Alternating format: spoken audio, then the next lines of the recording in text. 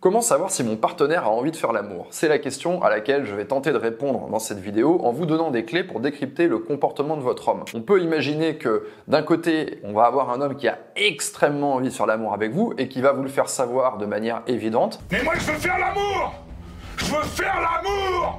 T'es un malade, Bernard, un malade! D'un autre côté, vous pourriez avoir le même homme qui n'a pas du tout envie de faire l'amour avec vous, c'est la dernière chose dont il a envie en ce moment. Et au milieu, il y a un homme qui peut-être pourrait avoir envie, peut-être il ne pourrait pas avoir envie, mais cette situation, elle peut changer. Moi, ce qui m'intéresse, c'est justement d'aller voir dans ce comportement du milieu. S'il a très envie, c'est évident. S'il n'a pas du tout envie, ça va être évident. Mais qu'est-ce qu'on peut lire chez un homme qui montre que là, tout de suite maintenant, il est réceptif et on va avoir tendance à basculer de ce côté du désir et de l'envie. La première chose que vous pouvez chercher à observer, c'est son niveau d'énergie. Plus son niveau d'énergie va être élevé, plus sa libido peut avoir tendance à être élevée. Tout ça, c'est corrélé. Son niveau d'énergie va dépendre de son taux de testostérone et sa libido va dépendre de tout ça. Donc, essayez de voir à quel moment il est fatigué, à quel moment il est énergisé. Regardez sa façon de se comporter. Est-ce que vous sentez que, il a envie de bouger, il se déplace, il ramasse des choses, il va à un endroit à un autre dans la pièce, il vient vers vous, il vous touche, il repart. Si vous sentez comme ça qu'il est très animal, qu'il est très habité, eh bien, peut-être que c'est un bon moment pour aller vers lui. Peut-être à l'inverse que si vous sentez qu'il revient d'une activité qui lui a pompé toute son énergie et toute son énergie sexuelle par la même occasion, eh bien peut-être que là, il suffit simplement d'attendre un tout petit peu, peut-être 1 heure, peut-être 2 heures. Encore une fois, vous devez observer votre mec pour apprendre à le connaître, mais la façon dont il va réagir va véritablement dépendre du niveau d'énergie qu'il va avoir au moment où vous allez vers lui. Deuxième chose que vous pouvez observer, et là ce sont des signes avant-coureurs, c'est sa façon d'interagir avec vous. D'abord, sa voix. Il ne va pas vous parler de la même manière s'il commence à vous désirer, s'il commence à avoir envie de faire l'amour avec vous. Vous allez sentir sa voix changer, diminuer un peu, se ralentir un peu. Il va pas du tout avoir la même intonation que quand il commande des pizzas au téléphone. Donc regardez sa façon de s'adresser à vous. Deuxième paramètre que vous pouvez regarder, c'est la distance qu'il va mettre entre vous et lui. Est-ce qu'il cherche à s'éloigner de vous ou est-ce qu'au contraire, il cherche à être proche de vous? Un homme qui vous désire sait qu'il doit se rapprocher de vous pour que quelque chose puisse se passer.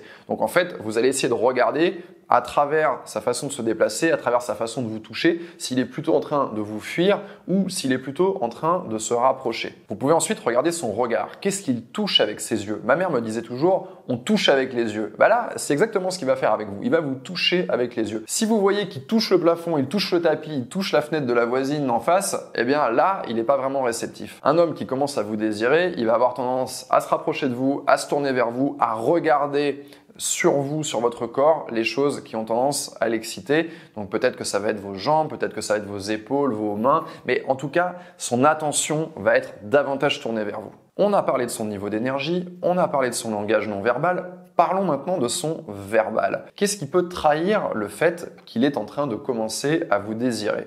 Eh bien, avant de véritablement savoir s'il vous désire, vous avez compris un peu le mécanisme de cette vidéo, il doit déjà avoir son attention sur vous. On ne peut pas désirer une chose sur laquelle on n'a pas son attention. Donc essayez de repérer chez lui des petites remarques qui trahissent le fait que, justement, son attention est sur vous. Par exemple, il peut faire une remarque sur votre tenue, vous dire par exemple « Ah tiens, ce jean c'est nouveau, tu le sors d'où ça sort, je l'ai jamais vu ». Vous voyez, cette petite remarque, elle peut vous sembler complètement anodine. Ça ne veut pas dire que demain, votre mec va tout à coup s'intéresser à la mode, devenir une fashionista et aller faire du shopping avec vous. Non, non, ça veut juste dire que là, tout de suite maintenant, son attention, elle est sur vous, sur votre corps. Il pourrait faire la même remarque avec votre coupe de cheveux, même si vous n'êtes pas allé chez le coiffeur. En fait, il est en train de vous regarder et à travers ce regard-là, de vous redécouvrir.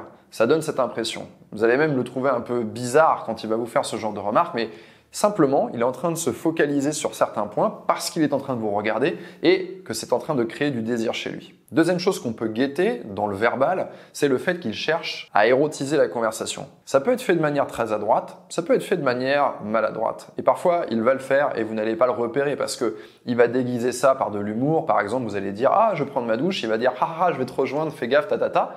Vous pensez qu'il a fait une blague parce qu'il l'a dit sur un certain ton, mais en réalité, lui, il est très sérieux, il essaye d'érotiser la conversation. C'est une manière aussi pour lui de prendre la température, parce que faut pas oublier qu'un homme, quand il vient vers vous, il peut aussi hésiter, il peut aussi avoir peur de se faire rejeter, même quand on est en couple. Il y a toujours cette notion de rejet Quand on est en couple, on n'a pas envie d'aller vers sa partenaire et de se faire rejeter parce qu'on a envie de faire l'amour et pas elle. Donc ça arrive qu'un homme prenne des pincettes et fasse des petites blagues ou que, au lieu de flirter directement vers vous en vous prenant comme sujet, comme il pouvait le faire au début, quand il ne vous connaissait pas, eh bien là, il le fasse de manière un peu plus indirecte, en prenant d'autres personnes ou en essayant de faire intervenir dans la discussion, dans le champ lexical, des choses qui sont davantage liées à la notion de plaisir. Si je vous dis par exemple masque, FP2, si je vous dis AirPod, bon là, c'est pas du tout lié à la notion de plaisir. Maintenant, si je veux parler de nourriture, si je veux parler de vin, si je veux parler de se promener, si je veux parler de prendre un bain, je suis en train de montrer en fait mon envie d'aller sur des sujets qui sont liés au plaisir.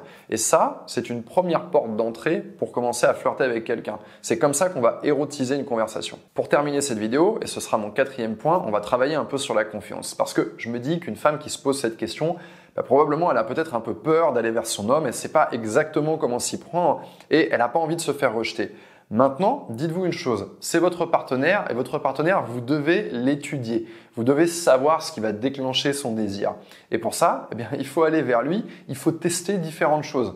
À quoi il est réceptif? Comment je formule mon désir? Comment je le montre? Et qu'est-ce qui marche avec lui? Est-ce que c'est quand je le touche? Est-ce que c'est quand je lui parle? Est-ce que c'est quand il me voit faire quelque chose? Donc il faut essayer différentes choses et regarder comment l'autre réagit. C'est comme ça qu'on va apprendre de son partenaire. Et n'oubliez jamais une chose, et ça c'est très important, c'est que votre désir va jouer un rôle dans son propre désir. C'est-à-dire que quand vous allez vers lui en lui montrant votre attirance, eh bien déjà ça, c'est quelque chose qui est excitant pour un homme. C'est excitant de voir que sa partenaire a envie de faire l'amour avec lui. Donc en allant vers votre homme, de manière générale, vous ne pouvez pas vous planter. La seule chose à laquelle vous pouvez faire attention, c'est d'éviter d'aller vers votre homme en étant en situation de demande.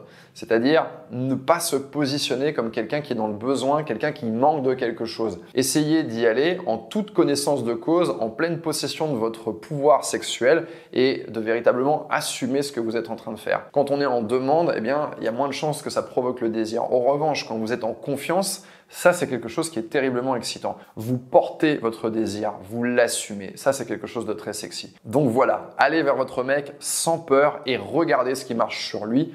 Tout ne va pas fonctionner de la même manière, tous les hommes ne sont pas pareils et vous avez besoin d'étudier votre mec. C'était Yann, j'espère que cette vidéo vous a plu. Si c'est le cas, vous savez comment me le faire savoir. Vous mettez un like sur cette vidéo, vous vous abonnez à la chaîne et moi, je vous retrouve très bientôt avec de nouvelles vidéos.